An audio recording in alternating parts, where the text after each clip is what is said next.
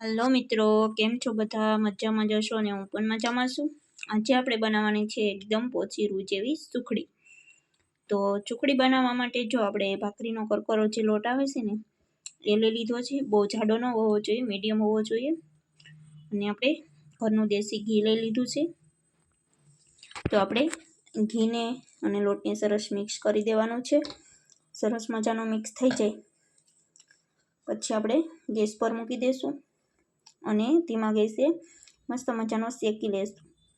અને આ સુખડીમાં આપણે સૂકેલી દ્રાક્ષ એડ કરવાની છે અને કાજુ આ રીતના ઝીણું કટિંગ કરીને એડ કરવાના છે. અને તમને ટોપરું પસંદ હોય તો ટોપરું એડ કરવાનું છે. અને આપણે ગુંદર એડ કરવાનો છે અધકચરો ભાંગીને. અને લાસ્ટમાં આપણે ગોળ એડ કરવાનો છે. તો ગોળ આ રીતનો દેશી ગોળ હોવો જોઈએ.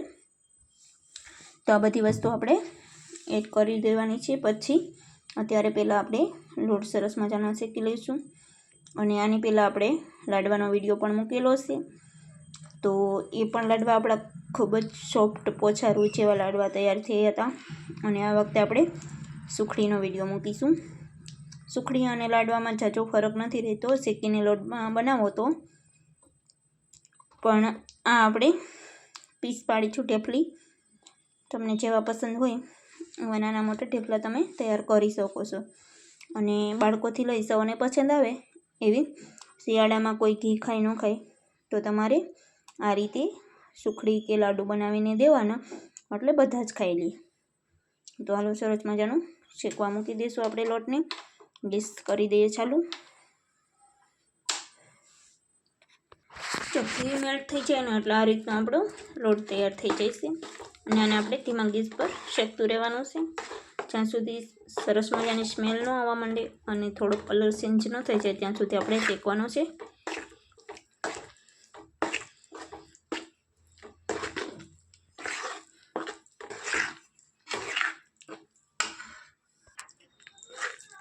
તો જો આપણે સરસ મજાનો લોટ શેકાવા માંડ્યો છે અને થોડો ફૂલેલો થઈ ગયો છે.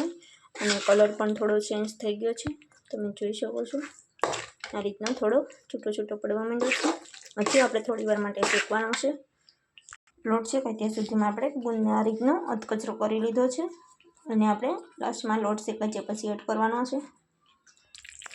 તો જો આપણે આ રીતે પહેલાં કરતાં લોટનો કલર ઘણો ચેન્જ થઈ ગયો છે અને સરસ મસ્ત આપણો લોટ શેકાઈ ગયો અને સુગંધ પણ આવવા માંડી છે. તો આ સમયે આપણે જે અધકચરો ગુંદ રાખ્યો છે એને થોડો કરીને આપણે આ રીતે છૂટો એડ કરવાનો છે. પછી થોડું મિક્સ કરી લેવાનું છે, ફરી પાછો એડ કરવાનો છે. જો તમને અવાજ આવતો જ હશે, આપણો ગુંદ ફૂટવા માંડ્યો છે.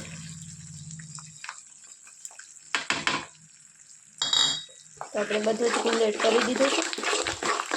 અને ગુંદ સરસ રીતે ફોડવાનો છે આપણે.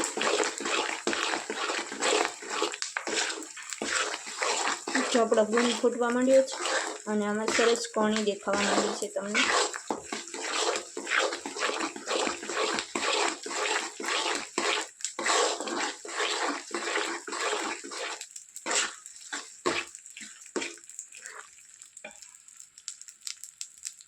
જો આ રીતે ગુંદ બધો ફૂટવા દેવાનો છે. પછી થોડી વાર માટે આપણે ચેકશું અને પછી ગેસ બંધ કરી દઈશું. તો જો આપણે ગેસ બંધ કરી દીધો છે અને તવાને નીચે ઉતારી લીધું છે અને થોડી વાર માટે આપણે એમ જ હલાવવાનું છે, કેમ કે લોટ ન ઠરી જાય ત્યાં સુધી હલાવતું રહેવાનું છે. નહીંતર આપણે તવો ગરમ હોય એટલા માટે આપણો લોટ દાજવા કરે એટલે આપણે હલાવતું રહેવાનું છે. તો આ રીતે હલાવતું રહેવાનું છે. ગુંદ નાખ્યા પછી આપણે થોડી વાર જ રાખવાનો છે ગેસ પર, ઝાઝી વાર નથી રાખવાનું. અને આ સમયે તમને એમ થાય કે આપણા લોટમાં ઘી ઓછું છે તો તમારે થોડું ઘી એડ કરવાનું છે. પણ આપણે બરાબર છે ઘીને એડ કરવું પડે. તો હવે થોડી વાર ઠરી જાય પછી આપણે ગોળને ડ્રાયફ્રૂટ જે એડ કરવા હોય એ બધું પછી એડ કરવાનું છે. તો અત્યારે આમ જ ઠરવા દેવાનું છે.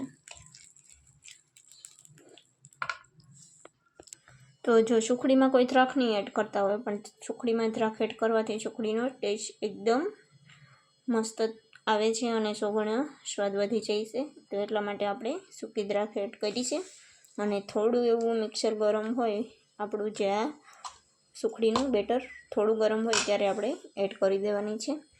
અને પછી આપણે કાજુ જે કતરણ કરીને રાખી છે એને એડ કરી દઈશું, એટલે એ પણ થોડા શેકાય છે એટલા માટે.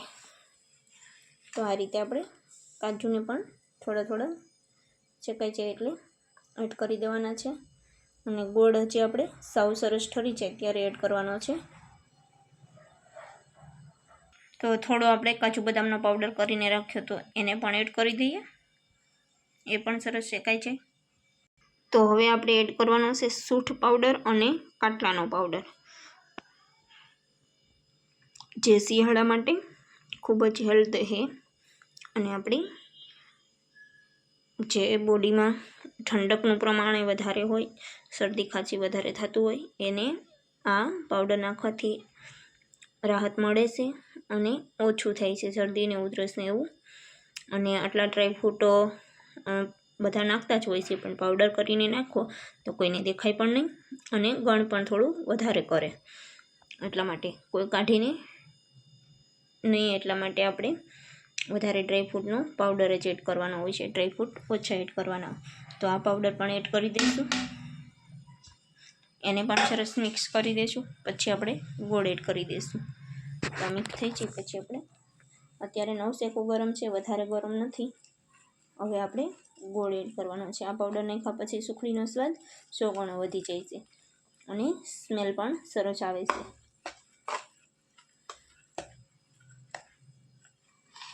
તો કાટલો પાવડર તો તમને હરેક કરિયાણાની દુકાને મળી જતો હોય છે અને સૂંઠ પાવડર તો તમે ઘરે પણ તૈયાર કરી શકો.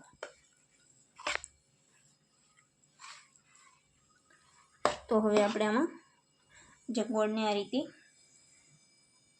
ઝીણું ચૂરણ કરી લીધું છે એને એડ કરી દઈશું. તો જો આપણે આમાં બધો જ ગોળ એડ કરી દીધું છે અને હવે આને સરસ મિક્સ કરી લેશું અને પછી આપણે થાળીમાં ઢાળી દઈશું. તો સુખડીનું મિક્સર આપણું સરસ મજાનું તૈયાર થઈ ગયું છે અને આમાં આપણે થોડીક ટોપરા વગરની કરવાની છે, એટલે થોડી આપણે થાળીમાં ઢાળી દઈશું અને પછી ટોપરું એડ કરવાનું છે. તો આ સુખડી જે માતાએ બાળકને જન્મ આપ્યો હોય અને એના માટે આપણે જે લાડુ બનાવીએ એ લાડુ ન ભાવતા હોય તો તમે આ સુખડી બનાવો તો પણ ફાયદાકારક છે, માતા અને બાળકને બંનેને ગુણકારી છે. તો તમે તમારા ઘરે ક્યારેય ન બનાવી હોય તો ચોક્કસથી બનાવજો. હરેકના ઘરે માટે તો બનતી જ હોય છે, પણ આ રીતની ક્યારેય ન બનાવી હોય તો જરૂરથી ટ્રાય કરજો. તો હાલો આપણે ઢાળી દઈશું. તો જો આપણે આમાં ટોપરું એડ કરી દીધું છે, તો હવે ટોપરાને સરસ મિક્સ કરી દઈશું. તો જો આપણી બંને સુખડી થઈ ગઈ છે તૈયાર. એક જ સુખડીમાંથી આપણી બંને સુખડી તૈયાર કરી છે. આ ટોપરા વગરની છે અને આ ટોપરાવાળી છે. તો તમને ટોપરાવાળી પસંદ છે કે નહીં એ ચોક્કસથી કહેજો. અમારા ઘરમાં અડધાને ટોપરાવું નથી ભાવતું, એટલા માટે આપણે ટોપરું બધામાં એડ નથી કર્યું. ઉપરથી આપણે ખસખસના બી એડ કરી દઈશું. ખસખસના બી વગર તો મીઠાઈ અધૂરી છે. આ રીતે આપણે ખસખસ તમને જેવા પસંદ હોય એ પ્રમાણે તમારે એડ કરી દેવાના છે.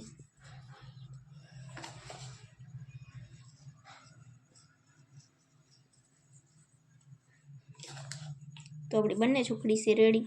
તો તમે કોમેન્ટમાં જરૂરથી જણાવજો કે તમે તમારા ઘરે સુખડી કઈ રીતે બનાવો છો અને ખસખસ એડ કરો છો કે ટોપરું એડ કરો છો, એ ચોક્કસથી જણાવજો.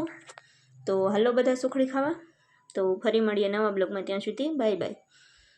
આવી નવી રેસીપી જોવા માટે અમારી ચેનલને સબસ્ક્રાઈબ ન કરી હોય તો સબસ્ક્રાઈબ કરી દેજો અને કોમેન્ટમાં જરૂરથી જણાવજો તમે સુખડી કઈ રીતે બનાવો છો. તો ફરી મળીએ નવા બ્લોગમાં, ત્યાં સુધી બાય બાય.